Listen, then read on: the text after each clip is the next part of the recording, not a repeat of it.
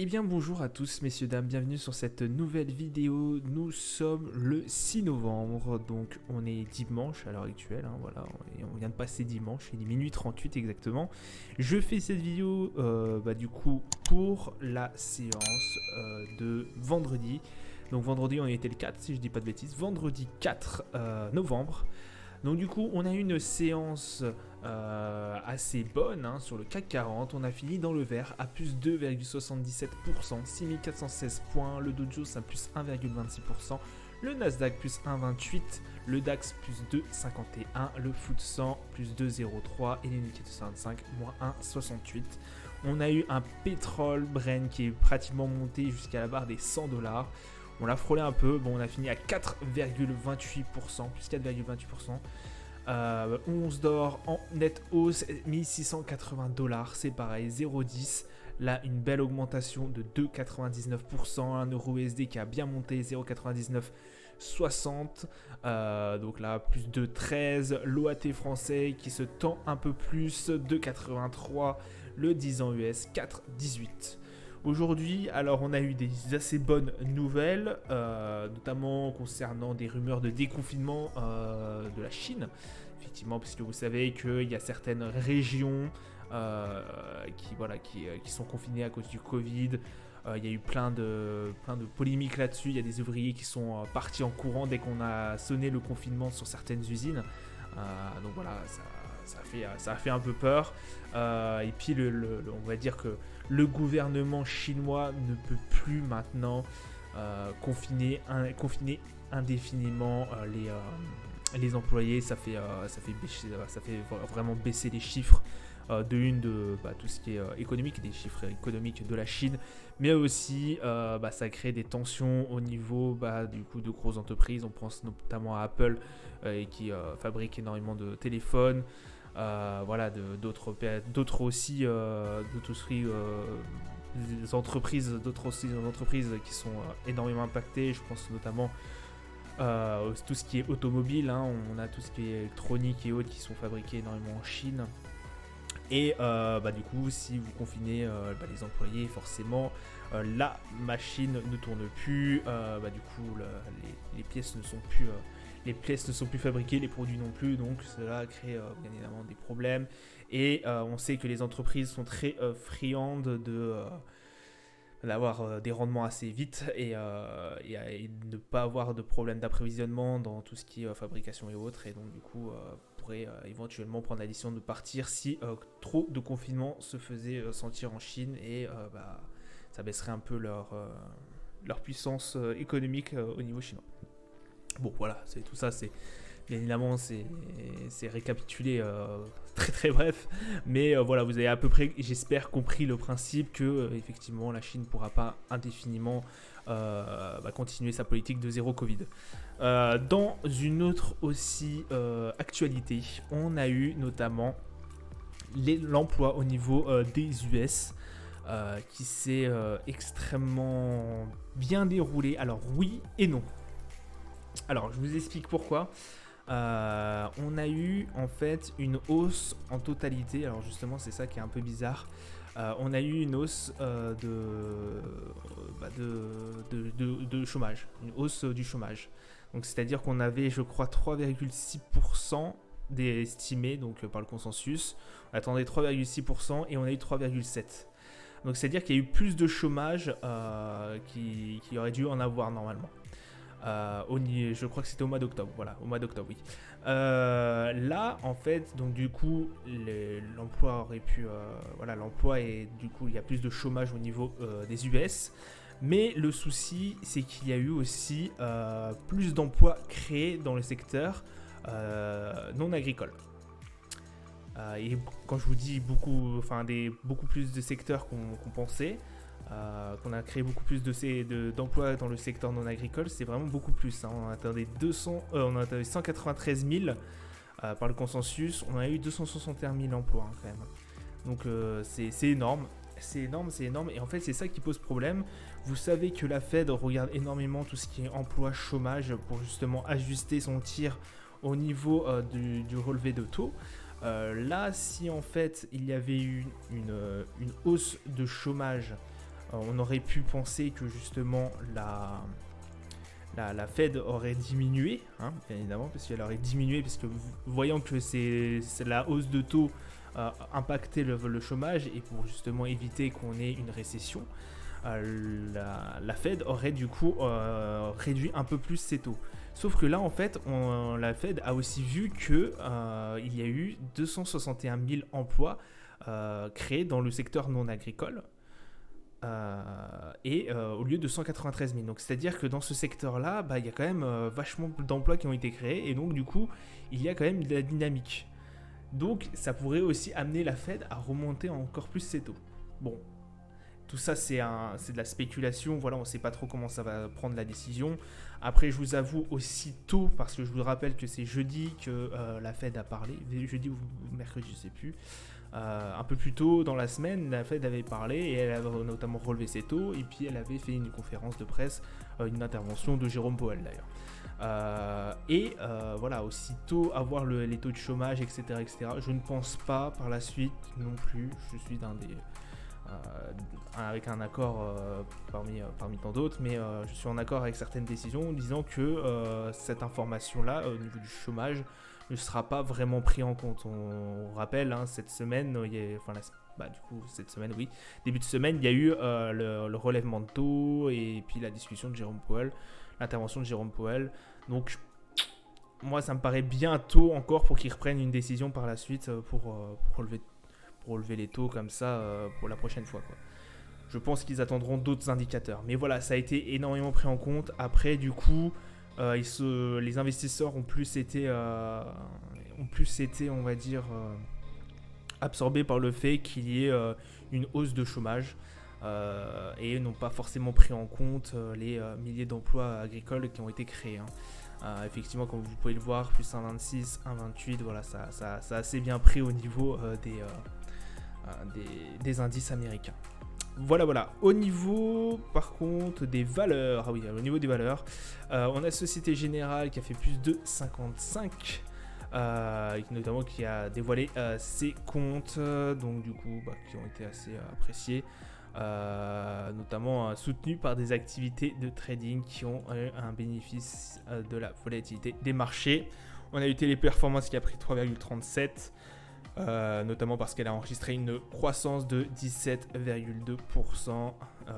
Thales qui a perdu 2,6%, plombé par la chute notamment de plus de 7% de Leonardo à la bourse de Milan. Au niveau du calendrier d'annonces économiques, alors voilà, on a eu du coup, alors je vais vous le mettre en français pour ceux qui ne comprennent pas, la politique monétaire, donc ça c'était une intervention au niveau de l'Australie. Le taux de chômage au niveau du Canada, voilà, qui a été plus faible de ce qu'on attendait.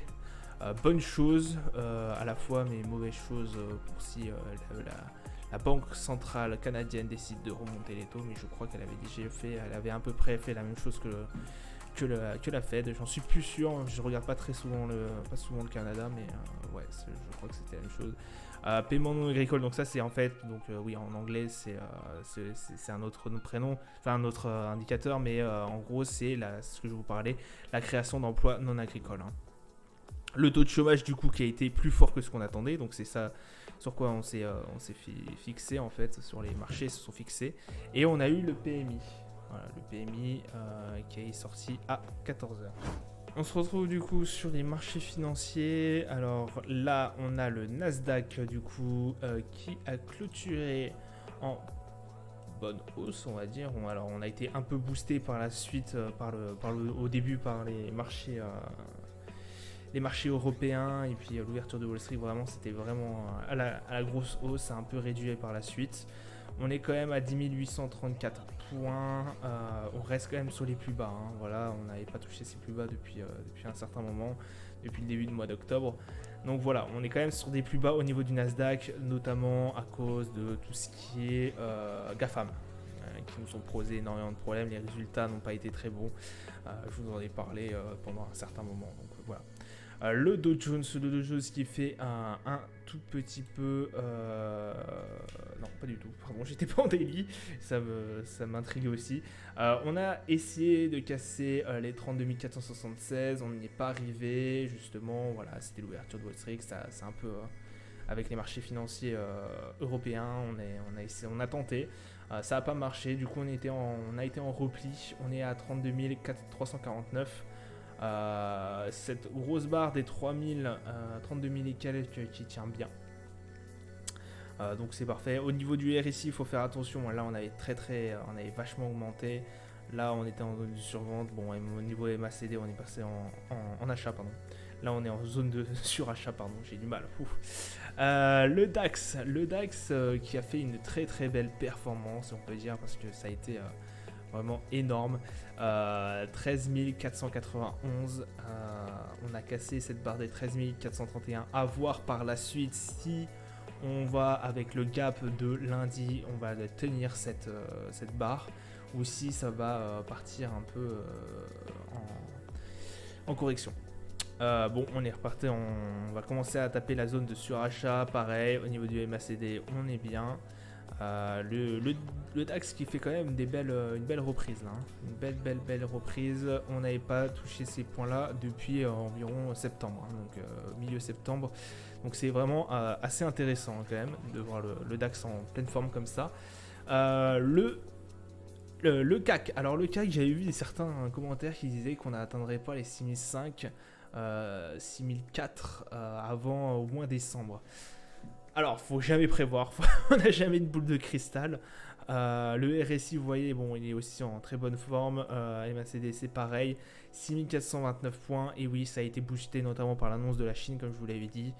Et aussi par tout ce qui est emploi au niveau US, hein, parce que ça a repris le relais au niveau de l'après-midi. Mais voilà, très très très belle forme au niveau du CAC.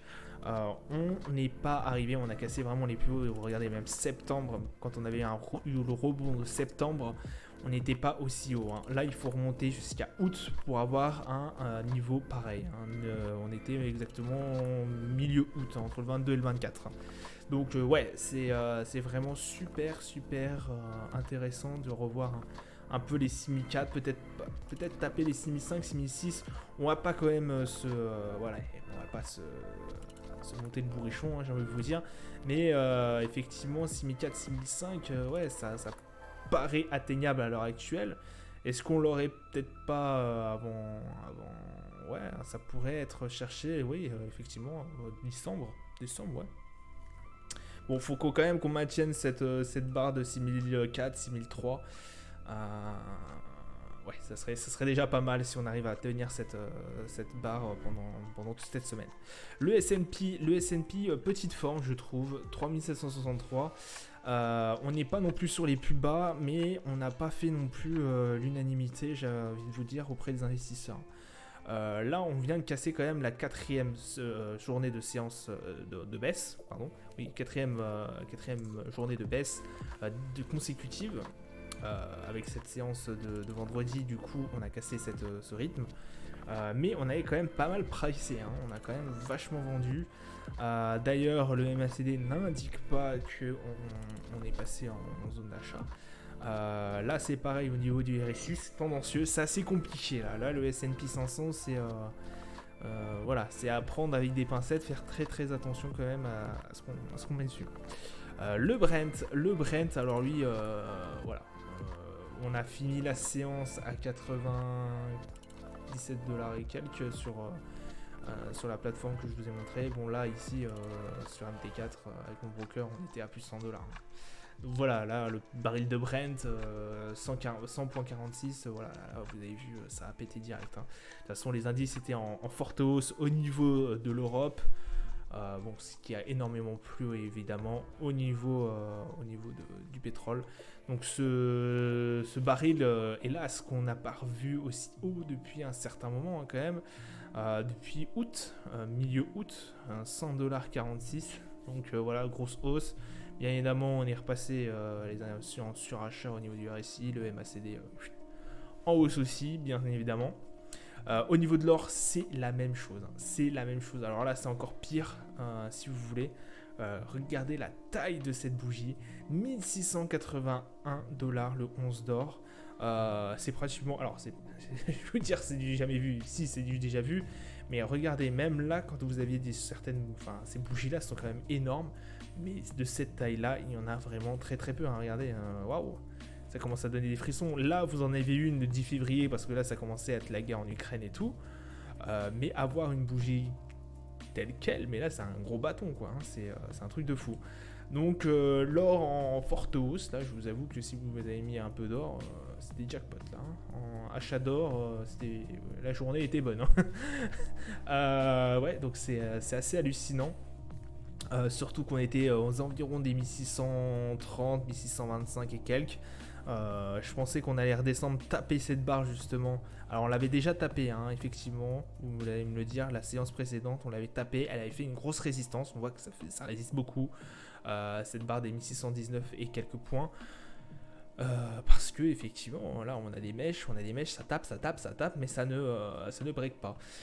Donc là voilà, grosse hausse. Alors ça va être aussi avec la hausse des indices et tout, je suis d'accord, mais là une aussi impressionnante montée, c'est quand même incroyable. Dans l'ensemble on reste quand même assez baissier, hein. Je vous avoue que regardez, ça se casse la gueule, hein, alors, hein, depuis un certain moment, ouais, depuis mars là, le range il est pas bon, hein. On a cassé cette grosse barre que j'avais mis à 1700. Voilà, c'est pas non plus la fête, hein. Alors oui, aujourd'hui ça s'est bien passé, enfin vendredi ça s'est bien passé, mais faire attention parce qu'à mon avis ça va encore pricer pendant un petit moment là. Donc voilà, ça sera tout pour moi. Je vous souhaite une agréable journée, un bon week-end à vous. Je vous dis à plus tard. Ciao ciao.